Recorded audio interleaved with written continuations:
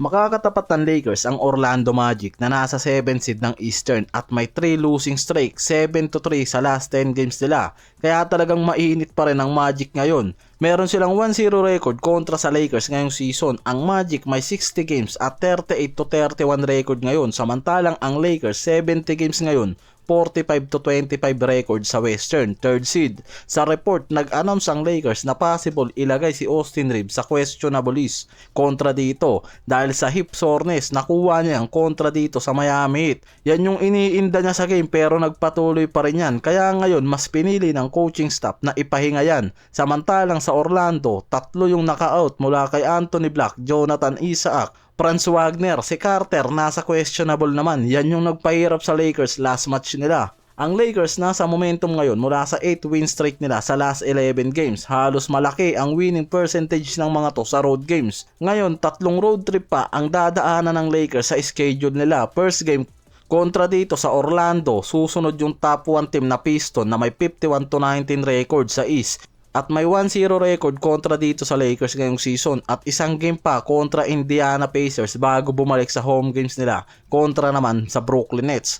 Sa back-to-back wins ng Lakers, ang Knicks meron lang 97 points na nagawa sa kanila.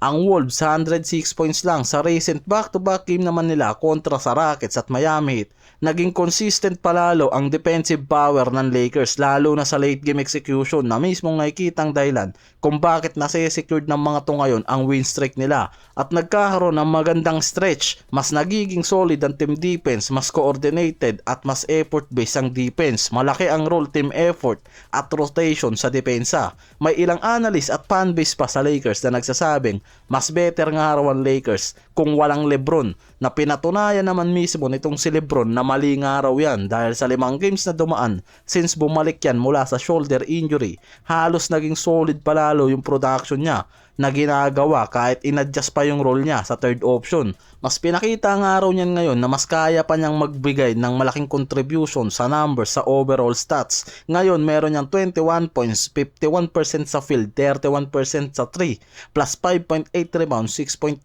assists per game.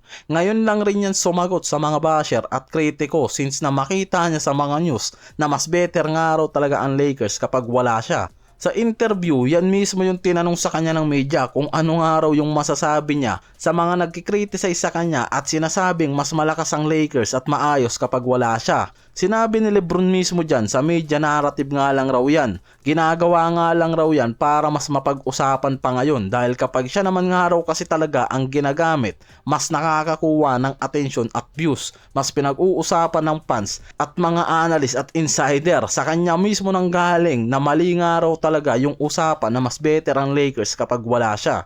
Kahit si Stephen Smith ngayon, kilalang kritiko mismo ni LeBron, aminado na sa 8 sunod-sunod na panalo nga raw ng Lakers, malaking parte nga raw talaga si LeBron dyan.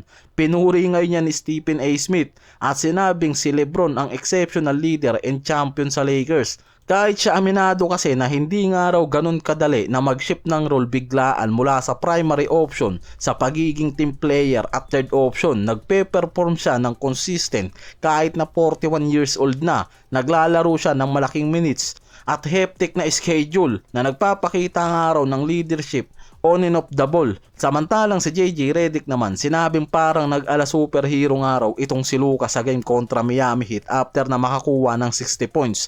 Pero sinundan nga naman agad yan bigla about sa MVP situation nitong si Luka na nakikita nga raw niyang pwedeng maging problema at maging dahilan kung bakit hindi makukuha ni Luka yung MVP title dahil sa pagrereklamo nito sa mga referee. Yan yung sarcastic na sinabi ni JJ Redick na nakikita nga raw nitong pwedeng maging problema ni Luka. Sinabi niya yan sa post-interview nang tanungin kung bakit nga raw hindi gaanong napag-uusapan si Luka kahit sobrang lakas at ganda ng performance niya ngayon. Matagal ng issue kay Luka yung pagrereklamo sa referees. Minsan mas tumatatak pa nga yan at mas napapansin sa laro niya. Kaya parang sinasabi ni Redick, mas napag-uusapan pa yung reklamo niya kaysa sa pagiging MVP level niya ngayon.